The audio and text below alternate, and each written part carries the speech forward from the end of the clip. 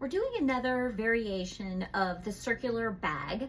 I really liked it. I've been using it and it's great. It's just a little smaller than what I think I'd like to have to place down in the grocery cart. And so I went ahead and did one that is 36 by 36. So I cut out a 36 by 36 square, kind of trace out your curve, you get your circle. What I'm using for this one is a cotton exterior. So you can see you don't have to have the canvas. Canvas is great, but it's a little heavy already, and then you put groceries in it. So I'm trying a lighter version. So I'm using a cotton exterior, and then for the interior, I'm using something called Ripstop. You can kind of see it doesn't tear. It won't, even if it gets a tear, it doesn't continue. It is really cool. It is a great little material that is very sturdy, very thin, awesome lightweight. So we're using that on the inside. Now I had some of the waterproof canvas left over in red, and so, you know, got my Chiefs stuff going on, go Chiefs. So I wanted to do a pocket on this, but I wanted to do a panel in the middle and just see how that turns out. So what I'm gonna do is I put a little padding in the middle to reinforce. And then I just took a piece of material that was, I think this is like 8 inches. Hang on, I'll tell you.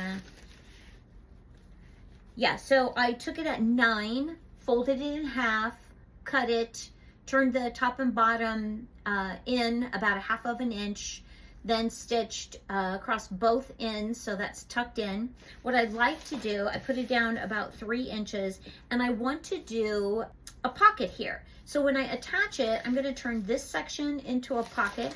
Then I've got that middle section that's like double thick, and that will secure the bottom of the bag and kind of keep it a little more so it doesn't just sink in, a little more structured.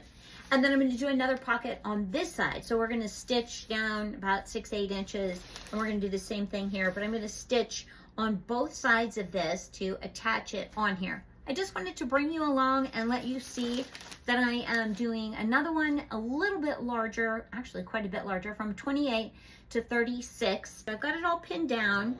I did find the center on each side, and I am just going to stitch down this.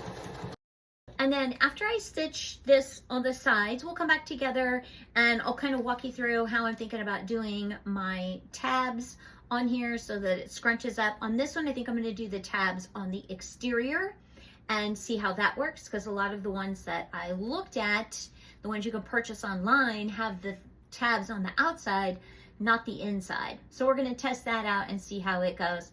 I did just sew on the center panel. So I folded it in half, creased it, folded it in half again so that I would get a crisscross, so I would know exactly where I needed the center to be, and then center this across the way.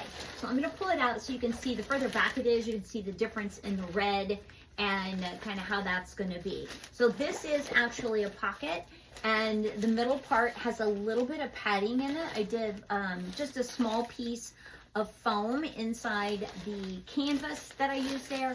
On the opposite end, this is also a pocket. Now I'm going to shorten this up, this pocket, because it goes all the way down. I was just stitching in the foam piece that I put in so that it would stay in where I want it to be. And now I'm going to go ahead and shorten up the pockets, just make that about a 6-inch drop.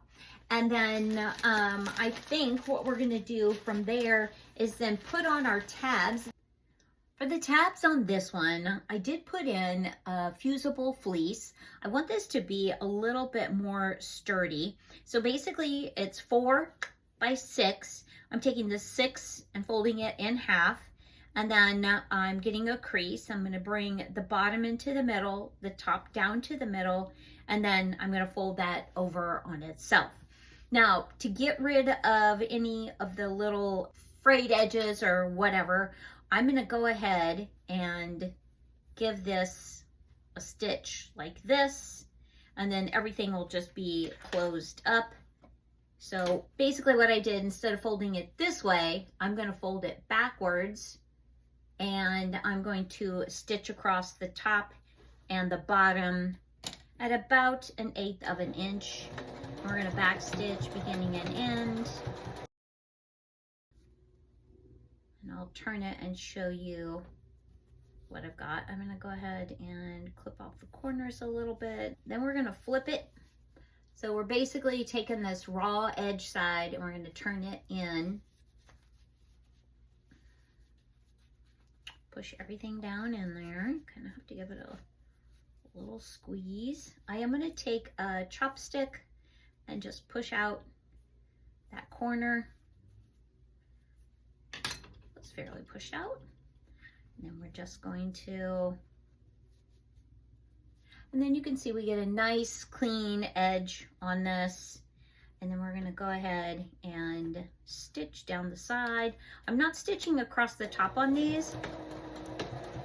I'm just stitching down each side, kind of close them up.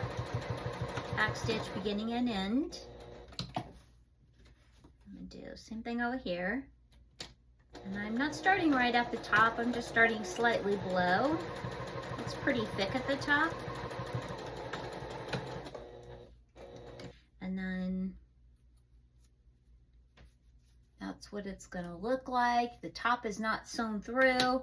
I'm gonna do the same thing on this one, and then we will go over to the cutting table and we will put these on, and I'll show you how I'm gonna place these. How I did it this time, because this is a little bigger bag, we did it on the outside instead of on the inside. And when I attached them, I went 1.5 inches down from the top. So I measured down from the top at 1.5 inches. And then I basically went from the side of one to the middle of the next. And that gave me 6 inches to the next tab. Now I did it on the 3 that are on this side, and then there are 2 that will be next to the pocket that you're putting in on the inside. So there's a pocket in here, and these 2 are about 2 inches from the pocket, 1.5 inches down, and I just kind of angled them, but they're the same distance down, but 2 inches, give or take, from the edge of the pocket.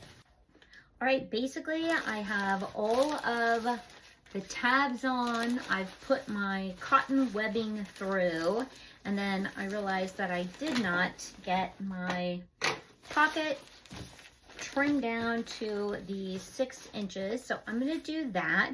Basically, I just drew a line across here, and I am going to stitch across that. Okay, so I have that pocket sewn at 6 inches.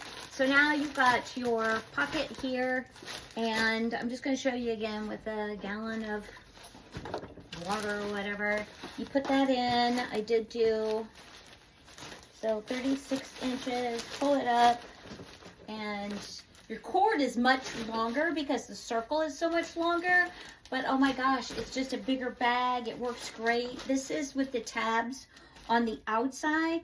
I don't really notice a difference either way from it being on the inside or the outside. I think this is awesome. Much deeper, bigger bag when you go to put it like in the grocery cart. I think it's going to work amazing. So that's the bag. This is at 36 inches, and I think I would not do it smaller than 34 to 36. The 28 was a little small, still good, but I love this size because I think when you put it in the cart, it's going to fill it up, and you can just put all your groceries in, load them up, pay for them, put them right back in, scoop it up, and on your way you go. All right, that's it. This is, again, the 36 circular bag, and I'm Cassie. This is 62 Handcrafted. I'll see y'all soon.